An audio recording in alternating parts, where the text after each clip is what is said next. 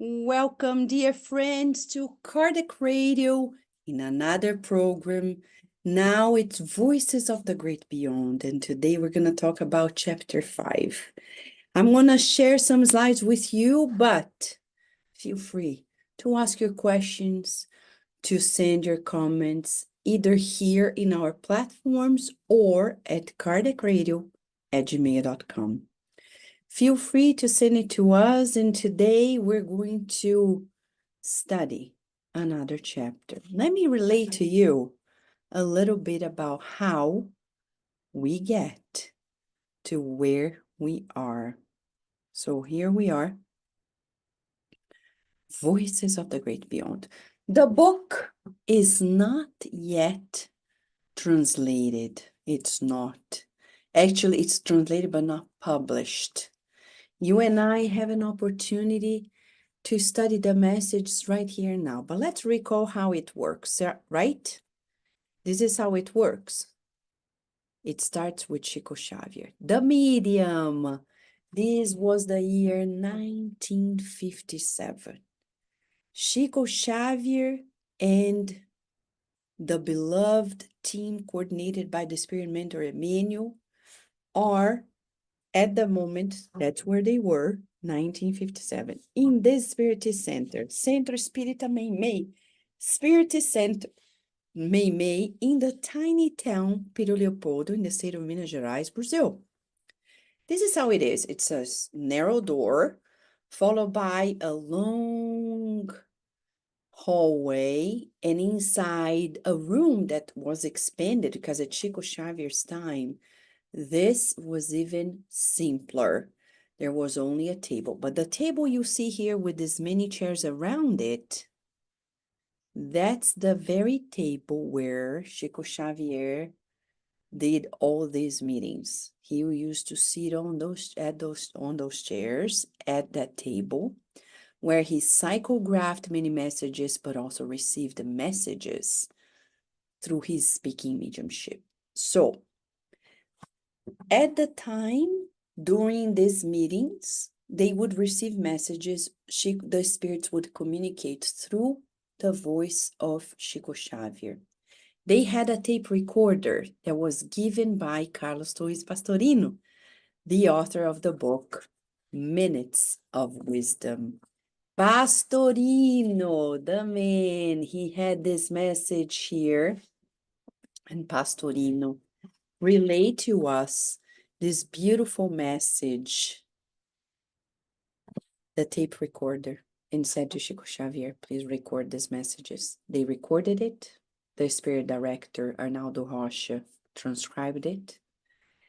And vouched by the good spirits, the Brazilian Spiritist Federation published into books. Psychophonic Instructions, number 1, which was already discussed here at Cardiac Radio years ago. And now, Voices of the Great Beyond. Today, we're studying Chapter 5. Chapter 5. I know, it's a title that probably you're like, oh no, first moments of a dead person? Oh, Vanessa, I don't want to talk about it. Stay here with me, please. With us, the good spirits have things to share with us. Chapter 5 of the book Great Voices of the Great Beyond talks about these first moments when somebody died. Who is the communicating spirit? A politician in Brazil, an administrator of indisputable merits. The beginning of the message says that soon after he discarnated, he was brought into this meeting, but he was convalescing, confused. He couldn't speak. Now he comes, and lucid as he is, he wants to share with you and I how did it all happen. Much like the report seen in the book Heaven and Hell by Kardec, in part 2, which, by the way, you can listen to every cases of the afterlife, at Cardiac Radio, YouTube playlist, Cases of the Afterlife. Much like those cases that Kardec published in the book Heaven and Hell, we have here the case of this spirit who discarnated. So let's see. He says, first of all, I want to say that we need to value time. Profoundly transformed after the great passage in which the tomb is the landmark of our return to reality. I am particularly addressing you, sailors of faith, in the ocean of life, to highlight the short days of our permanence in the body. We go back to the spiritual realm and we're back to reality. But you and I can live this life fully aware that the reality is of the spirit. The reality is not of what we're seeing here. The focus is on the eternal, immortal goals, not the passing ones. But Vanessa, can I have a house? Yes. Can I have a family? Yes. Can I have a car? Yes. Can I have a helicopter? Yes. Can I have a yacht? Yes. As long as everything we have is benefiting everyone. Not benefiting party-wise, but really bringing happiness to people. Not passing happiness like, let's drink and have fun, but everlasting happiness. Think about it. Right now, you and I are here. Somebody, somewhere, is turning older. It's their birthday, but they are in a shelter. At a shelter, people don't stop to celebrate people's birthday. Sometimes there is nothing to celebrate. But let's go to the shelter and make those people happy by celebrating their birthday. Why not? This is true happiness. When people recall of your existence, when we tell them that they are important. This spirit that was simply named Dr. G, they didn't disclose the name, he says to us the following lessons. The social experience on earth is still distracted by the game of masks. Yes, game of masks. Who are you, doctor? Who are you, famous? Who are you, rich? Who are you, beautiful? Who are you, influencer? Who are you, the matriarch of a family, the patriarch of a family? That's terrible. It's just a game of masks. Who are we? These are things we have. We are not what we have. We are who we are. Who are we then? Dr. G says that the visit of truth will still remain inconvenient, inopportune for a long time on earth. This conversation that you and I are having, people don't like it, right? Some people may tune into now and go away. They're like, I don't want to talk about it. But we need to talk about it. When the high spirits, they stopped all of Chico Xavier's work to allow Dr. G, the spirit who discarnated, to come and tell us his story. He was doing it to teach us how to succeed in a reincarnation, how to avoid mistakes. Let's see what else he says. How did Dr. G die? He tells us how he died. It wasn't fun. He thought as a politician, famous, influencer at his time, that he had everything controlled. Suddenly, chest pain, angina. heart attack. He fell. He describes that when he fell down, he was confused. He could still hear the voices of the people who were screaming out loud, trying to help him out, resuscitate him, till he realized throughout the course of the hours that his physical body died. And he says, I came to my viewing and I heard people coming to my family members and saying words like, my condolences, we lost a great friend, but deep inside, they would think, I have no regrets.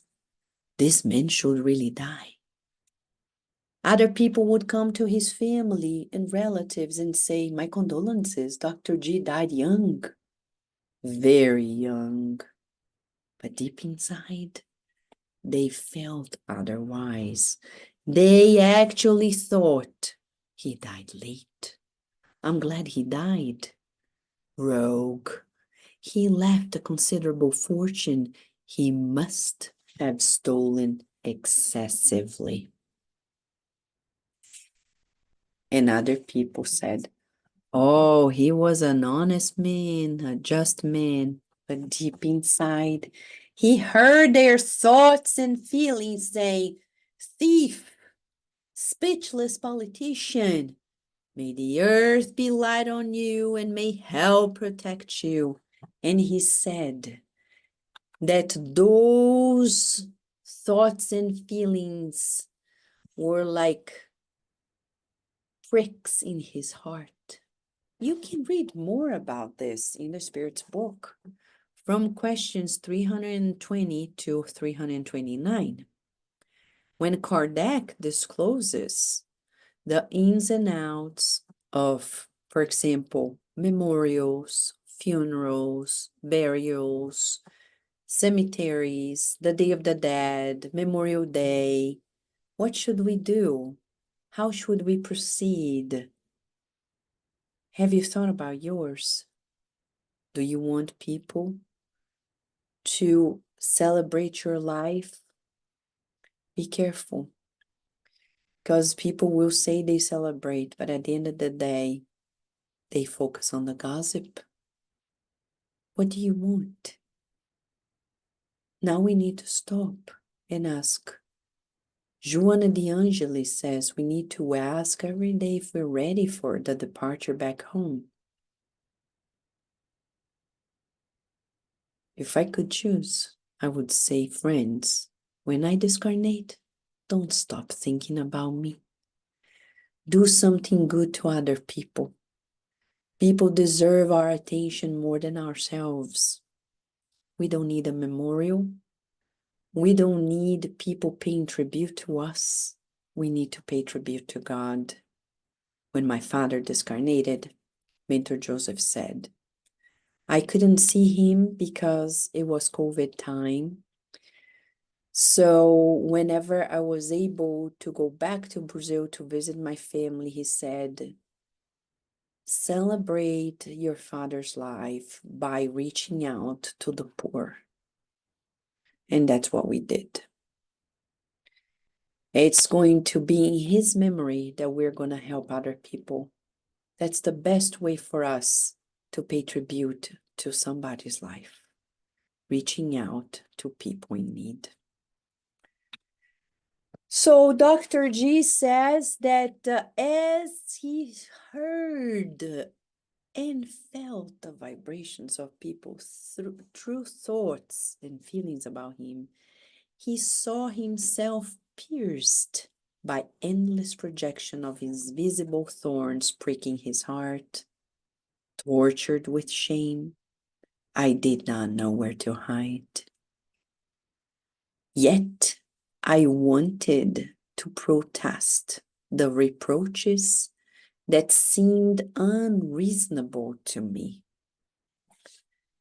He was not able to fight back that, but there are spirits who discarnate. They hear us saying things about them and they come after us. They're upset. Their loved ones don't like it either. And if they are not very evolved, they will come after us to avenge. For a long time, the turmoil continued. That's how he felt.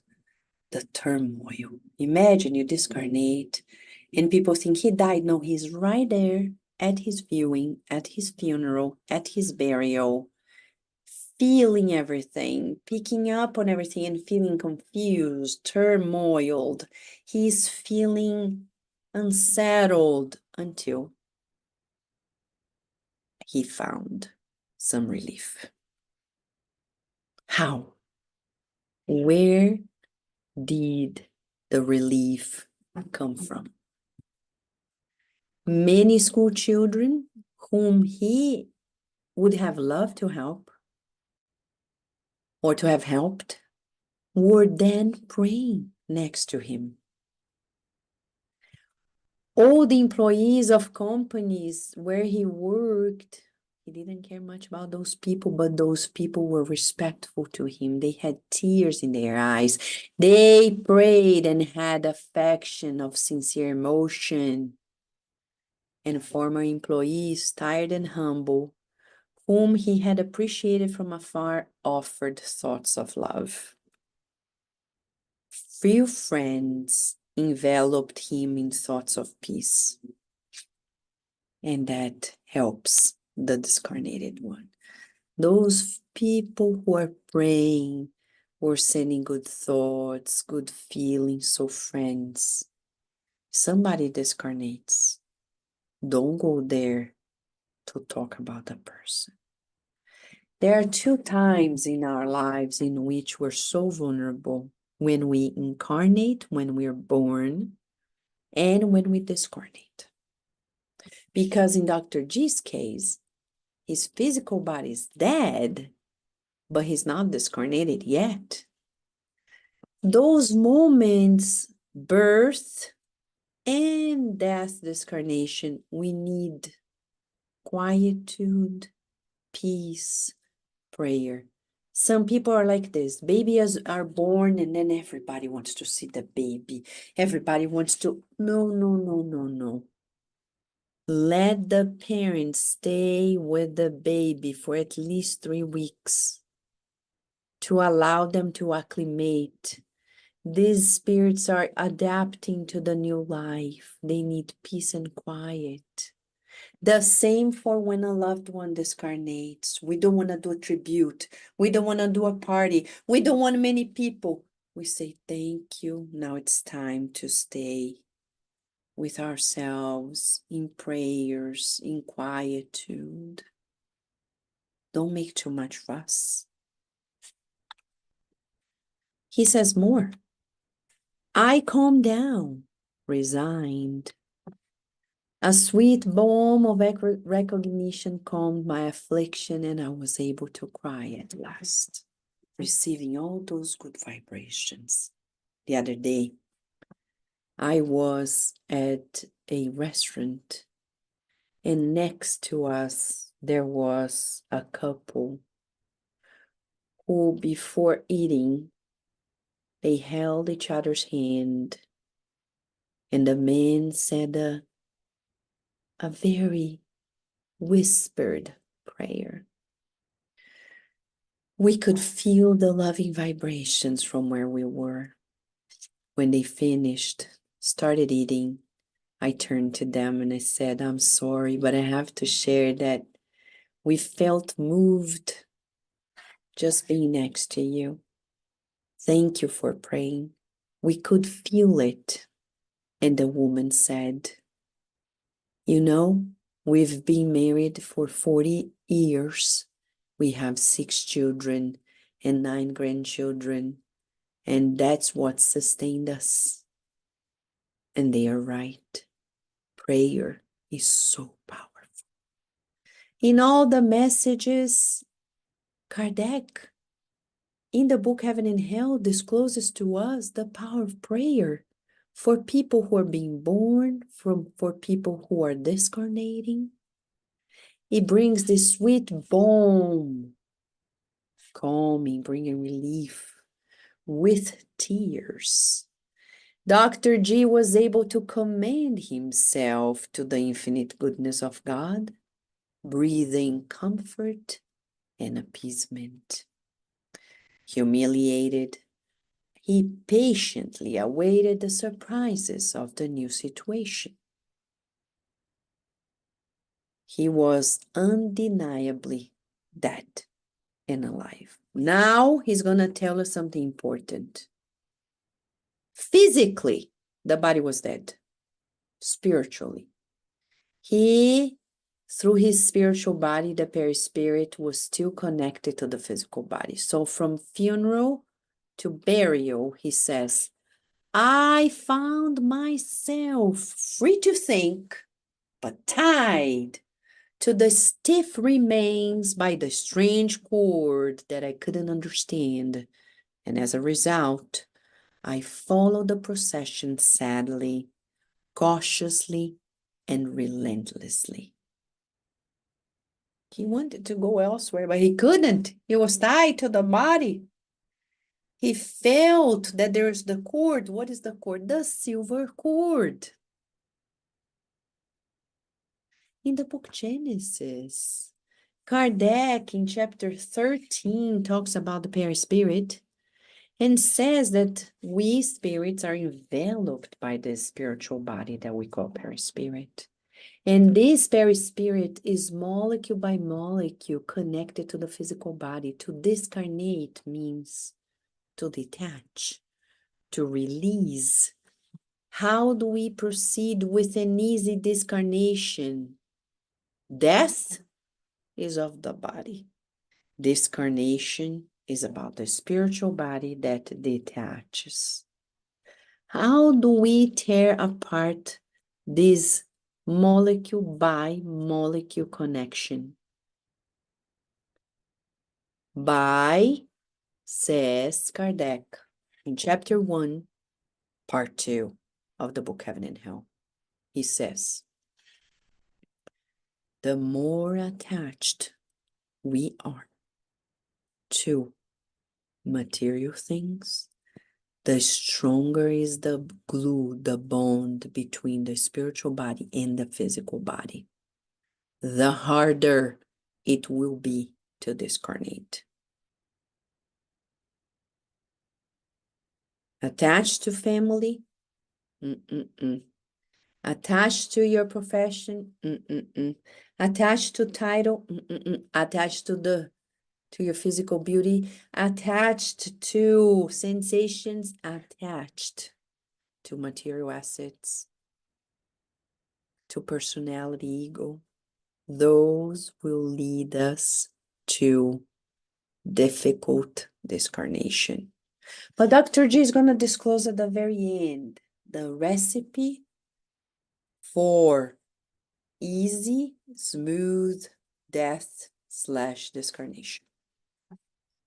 He says, I tried to lean on old companions of ideal and struggles, but the environment full of empty words accentuated my distress and despair. You know those funerals where people don't care, they are more concerned about eating, or like movies, comedy movies that we see, where Will Ferrell's so funny, but funny in the movie, but real life, no. He's hitting on girls at funerals.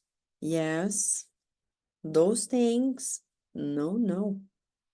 It's creepy. Yeah, we become vampirizers. We're being vampirized and saying words that we do not mean.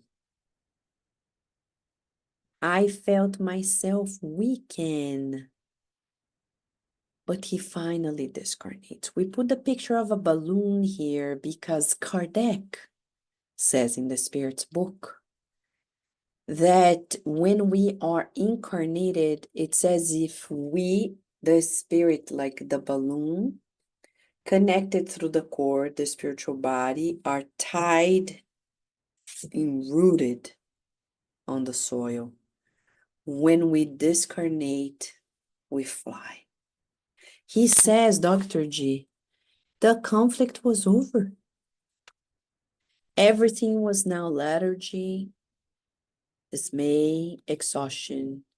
People get tired when they discarnate, unless they are very superior spirits. For several days, I rested until in the light of the truth, I recognized that the tasks of the industrial and political man had come to an end. Are we ready for this? Every time I walk my dog or I leave my home, Mentor Joseph says when I close the door, what if you don't come back? Are you ready? He said, I'm not ready yet, but I'll be ready. He said, be ready because you don't know when the time comes.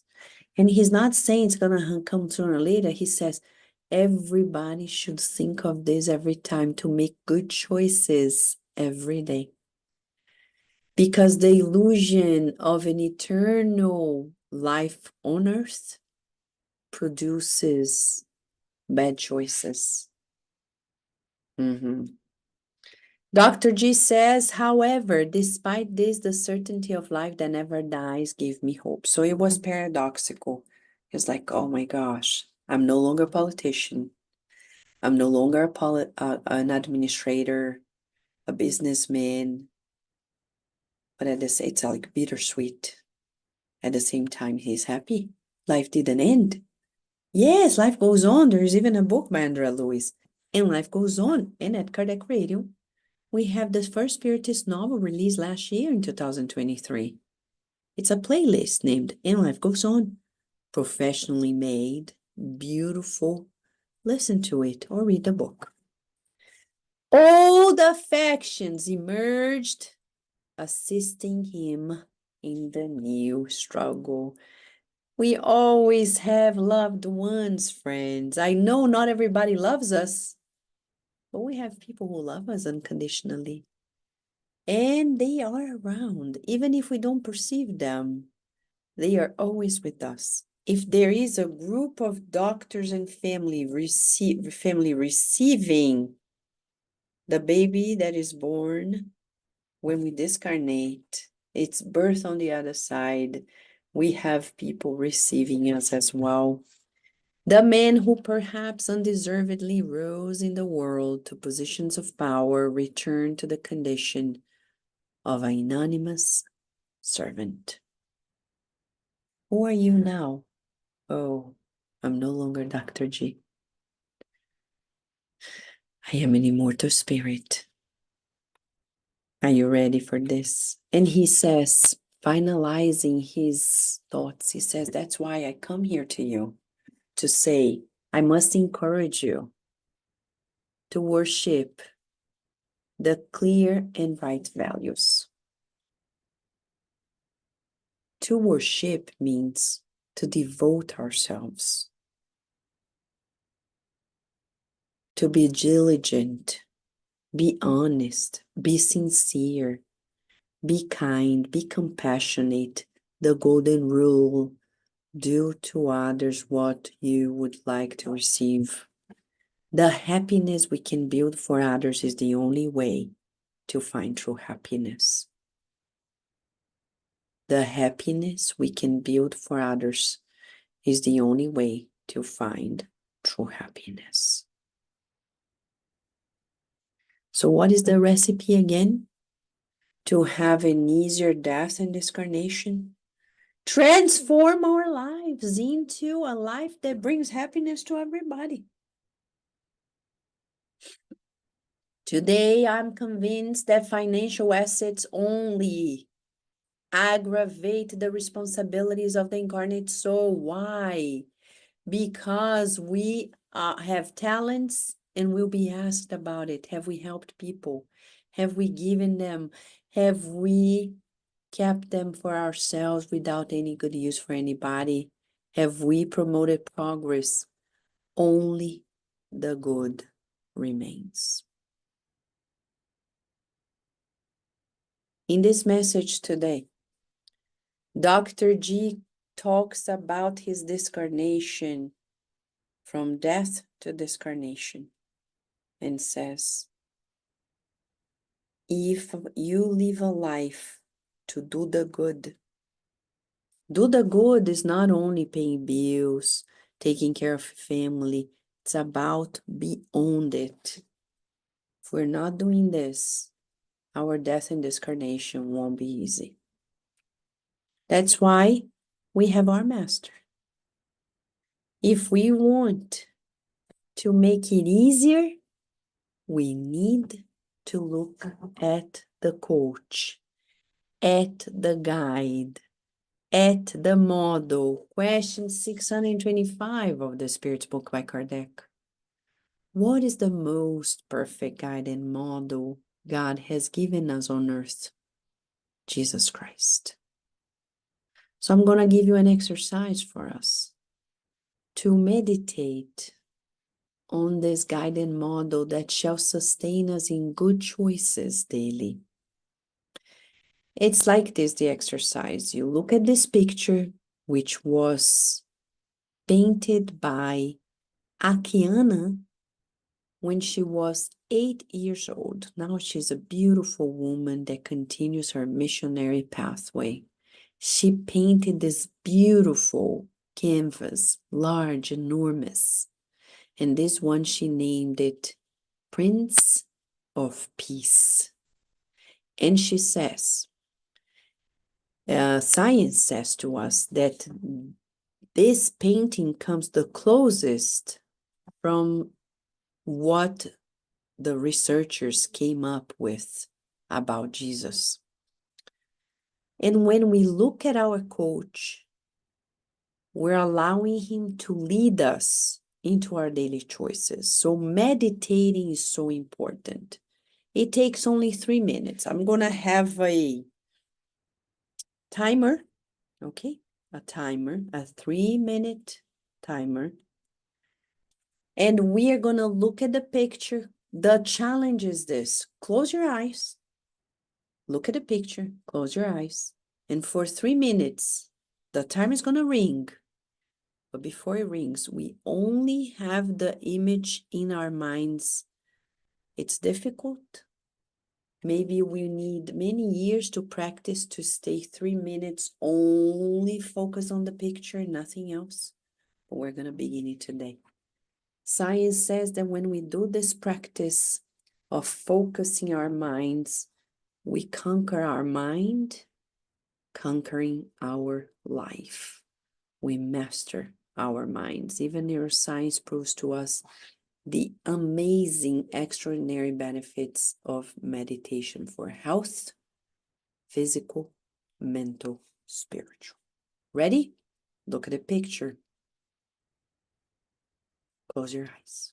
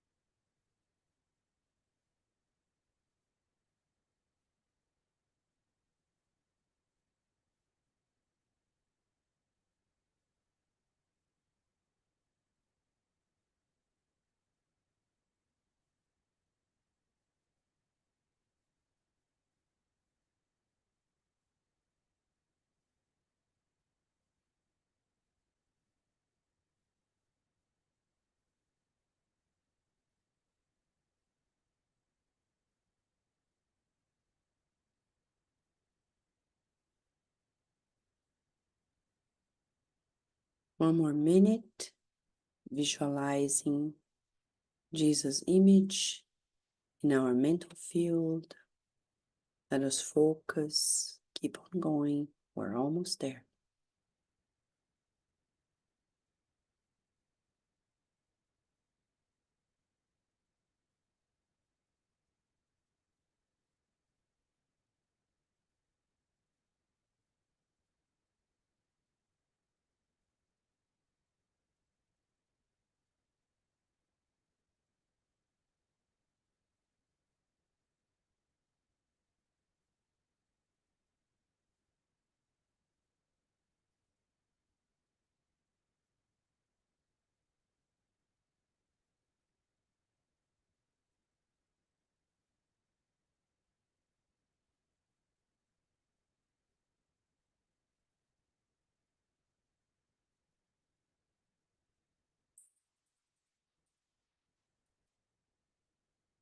See?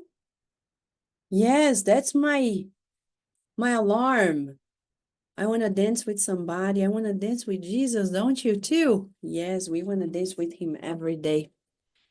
This practice was inspired by lots of studies in neuroscience and the neuroscience of meditation, but also inspired in a very interesting movie that you can watch on Netflix. It's called Henry Sugar. It got the 2024 Oscars for short film. It's very interesting. Watch it. We gave it a twist and we're meditating with the Christ. Let's keep Dr. G's recommendation to us. Bring happiness to others and thus we'll be happy. The good is the only thing that remains when we go back to the spiritual realm.